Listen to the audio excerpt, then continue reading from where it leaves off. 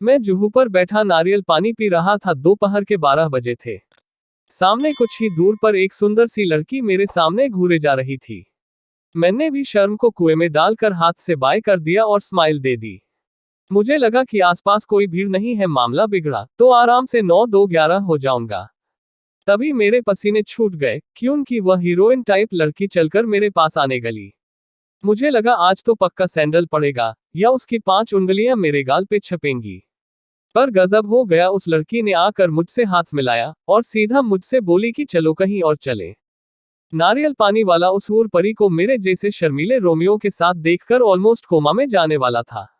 और मेरी भी सिट्टी पिटी गुल थी। मैं आधा पिया नारियल फेंककर उसके साथ लट्टू की तरह चल दिया।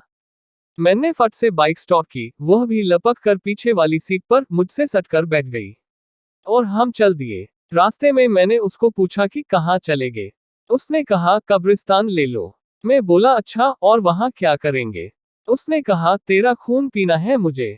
उसकी बहकी बहकी बातें सुनकर मेरी थोड़ी थोड़ी फटने जरूर लगी थी, फिर भी मैंने पूछा तुम्हारा नाम क्या है। वह बोली आफत। मेरा लगातार सवाल पूछना उसे पसंद नहीं आ रहा था। उसने बाइक रुकवा दी और बाइक से उतर कर बोली कि अगर तुमने रास्ते में आगे एक भी और सवाल किया तो मैं तुम्हारे गले से ताजा खून चूसने लगूंगी और तुम्हारा मांस भी नोच लूंगी। एक खूबसूरत लड़की के ऐसे बर्ताव से मैं सदमे में था। मुझे लगा यह शायद सन की होगी या पक्का इसमें कुछ आत्मा वात्मा का साया है। उसने जहां बताया वहां मैंने बाइक ले ली और उसके उतरते ही मैंने उसको कहा अच्छा चलो मैं जाता हूं, मुझे कुछ काम याद आ गया। मेरे जाने की बात सुनकर वह पूरी तरह पलट गई और हंसते हंसते बोली कि अरे तुम तो डर गए। मैं तो मस्ती कर रही थी, आओ अंदर आओ, यहाँ अंदर सिर्फ मेरे फादर की कब्र पर मुझे थोड़ा समय बिताना है, फिर चले जाएंगे। तुम मुझे वापस जुहू छोड़ देना और चले जाना। अब इमोशनल टच देकर उसने कवर तो कर लिया, पर मेरी पूरी तरह हालत पतली हो गई थी। हिम्मत करके मैं उसके साथ कब्रिस्तान में घुस ही गया। कब्रिस्तान के अंदर अजीब सा नटा था।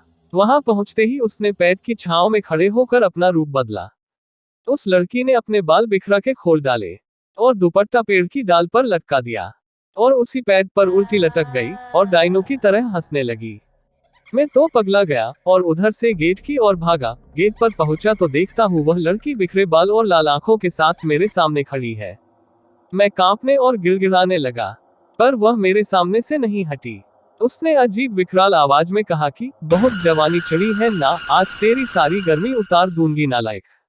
मैं साइड से भागने लगा तो उसने मेरी टांग पकड़ ली और मुझे जमीन पर गिरा दिया।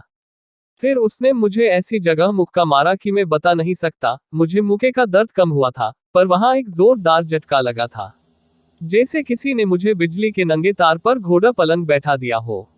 उसके बाद मैं पागलों की तरह चिल्लाने लगा और बेहोश हो गया। जब होश में आया तो खुद को कब्रिस्तान में नहीं, जुहू चौपाटी की रेत पर पड़ा पाया और मेरी बाइक भी वहीं थी। मेरे कुछ दोस्त बताते हैं कि वहां एक लड़की की आत्मा भटकती है। वह लड़की बेहद खूबसूरत होने के कारण बहुत सारे लड़के उसके पीछे पड़कर उसे तंग किया करते थे।